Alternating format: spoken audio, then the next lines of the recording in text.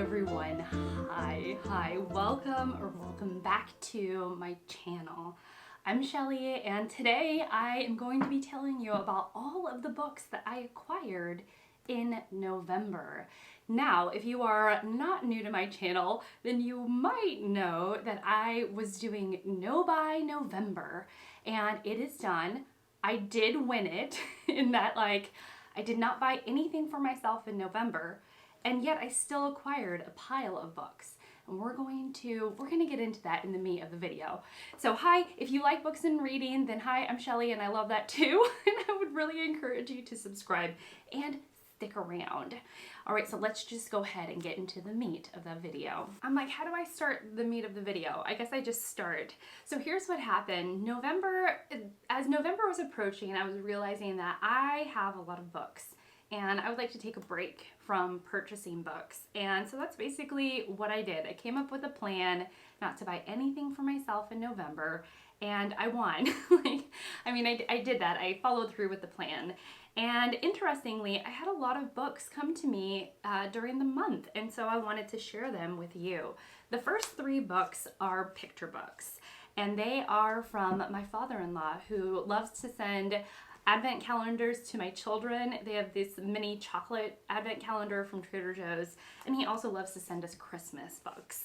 And so this package came a few days before December started, and these are definitely, he and I share a love for picture books, and so these are definitely books for me to read to the kids. So the first one is a glow-in-the-dark book. How cool is that? And it's called The Glow-in-the-Dark Night Sky Book. And it's by Clint Hatchett, and it's illustrated by Stephen Martiali. It says to turn off the lights and to watch it glow. And so these constellations are what glows in the book. They're this gorgeous purple. I mean, love the purple. This is one of my favorite colors of all time. I love this color in all of its shades, like a peacock blue / teal. Love it all. And then it goes into this burnt orange color, and then this beautiful cobalt blue. And then we have constellations at the end of the book, and it's, it glows in the dark. I haven't tested it yet, but maybe I'll put in the show notes whether it works as a glow-in-the-dark book or not. The next book is Christmas Won't Wait, and it's by Eve Tharlet, and it is translated from the French, I believe, by Andrew Clements. And this, I believe, we were given this because my father-in-law really likes this type of illustration, this type of illustrated character. So they're very squat, they have very wide-set eyes, and a bulbous nose, or a very rounded nose. And I would imagine, and then it's a very neutral, nude color palette. This is very much up my father-in-law's alley. He has a very specific kind of illustration style that he likes, and we often talk about, who's better at what when it comes to illustrators. And yeah, we have a little bit of a rivalry going on. For example, I am a Calvin and Hobbes girl. I love Calvin and Hobbes. It is by Bill Watterson, the comic strip.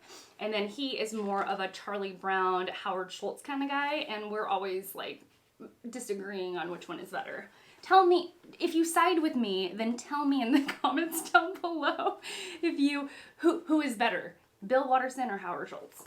Am I right? No, it's not Howard Schultz. Howard Schultz owns Starbucks. It's Charles Schultz. Oh my gosh. I hope he doesn't watch this. Okay, so if you agree with me, then who is better?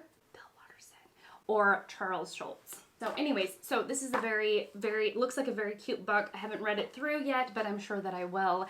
And I will probably share this with my kiddos if they can sit long enough, which they're at the age that they can, but sometimes it's a bit of a fight to do that. And then the last one we've already dove into. This is why I knew that I was saying Howard Schultz and Charles Schultz. I was saying it incorrectly. And it is a Charlie Brown Christmas, and this is a pop-up book. This is the slipcase for it. And here it is. I have an affinity for pop-up books. Oh my gosh. So I'll show you a couple of these. Look at that, y'all. Oh! Ready? Ready?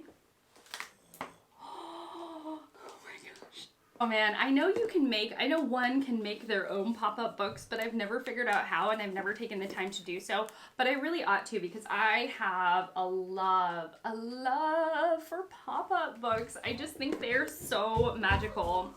Okay, so yeah, so this is A Charlie Brown Christmas, the pop-up book by Charles M. Schulz, not Howard Schultz, Shelley. And I'm just so glad to have it. And again, we've already like looked through it and seen all the pop-ups, and it was a very delightful experience to share with my children. What's up? Speaking of my children, what's up, Bubba?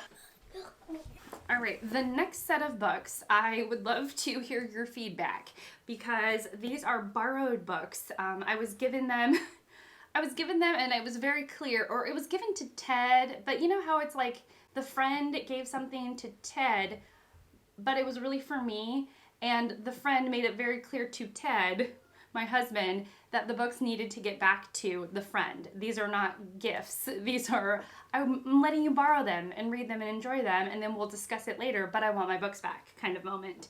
So these are poetry books. I was mentioning to this friend, who is a new friend of ours in our life, and we were talking about just different kinds of poetry. I was like, I love Mary Oliver, I love Sharon Olds, and then he, you know, went away and then came back a different day and had a little stack of poetry books. So I'll go through them rather quickly. This is the one that I'm most interested in. It's called The Wild Iris, and it's by Louise Gluck.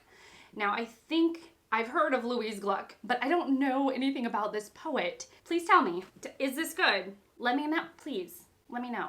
Y'all know that I'm a nature girl at heart. You know, this outfit probably says it all. And so I feel like this is the most naturey of all of the books that I was loaned.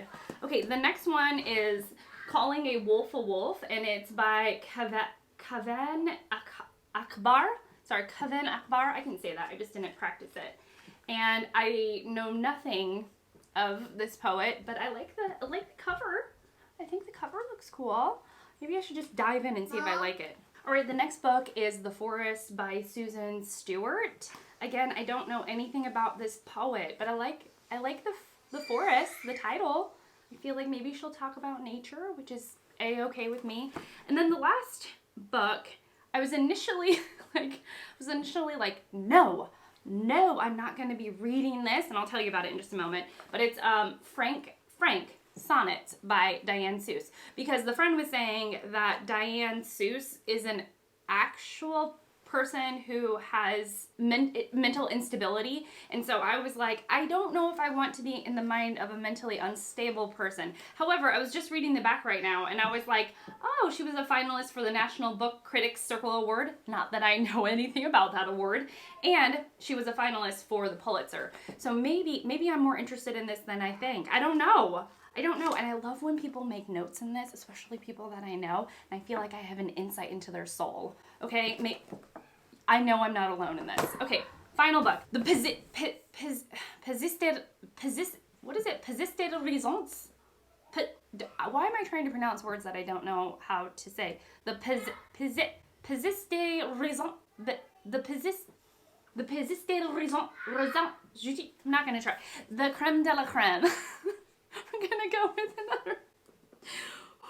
Okay, I really just need to get myself together. The last book, New Books Make Me Happy. Maybe this is all of the dopamine flooding to my brain, and I'm like, new books, I haven't had them in so long, 30 days. Okay, the last book that came to me in the mail, and it was a total surprise, and it was from one of my friends here on BookTube, Sandy at Miss Reads a Lot. She knew that I was falling in love with her description of this book. She said it was unputdownable. I was like, like that sounds like a Shelley book. It's also a nonfiction book, and it is about, you know, women, like unhinged women in history. And I was like, Sandy, stop speaking the words of my soul, okay? Especially while I'm on a no-buy. And then, like, shockingly, it came in the mail. It was a total surprise, and my heart just fluttered. I was just so touched by this. And it's called The Woman They Could Not Silence. she read this in just a couple of days, and it is about a woman. Give me a moment. Okay, so The Woman They Could Not Silence is set in 1860. It's again a nonfiction book, and it's about a woman who is speaking her mind. And at that time, husbands could have their women put in insane asylums, and I believe that that's what happened to her. And so so it's going to be her story. Heard it's amazing. So I'm very excited to have this in my life. I feel so lucky, not only to have just a wonderful friend, but also this book in my life. So yeah, so that's it. Are we gonna do a Steve stack? Yeah. So we have the Charlie Brown Christmas. We have Christmas Won't Wait. The Glow in the Dark Night Sky book. Gosh, that rolls off the tongue. Frank Sonnets, The Forest, A Calling of a Wolf, The Wild Iris, and the creme de la creme, the pièce de raison de... I need to practice. Okay, The Woman They Could Not Silence. That's it. That's it for me. What have you gotten recently? Did you make it through your no-buy? Did you win? I mean, maybe we shouldn't make it in terms of winning or losing. How successful were you? Did you make it a couple weeks? Did you make it the whole month? Are you even doing a no-buy? Does this thing kind of tickle your fancy? I am planning on doing a whole wrap-up, a whole video dedicated to my experience and where I'm going to go from here. And yeah, I'm excited. And I'm honestly feeling very, very blessed.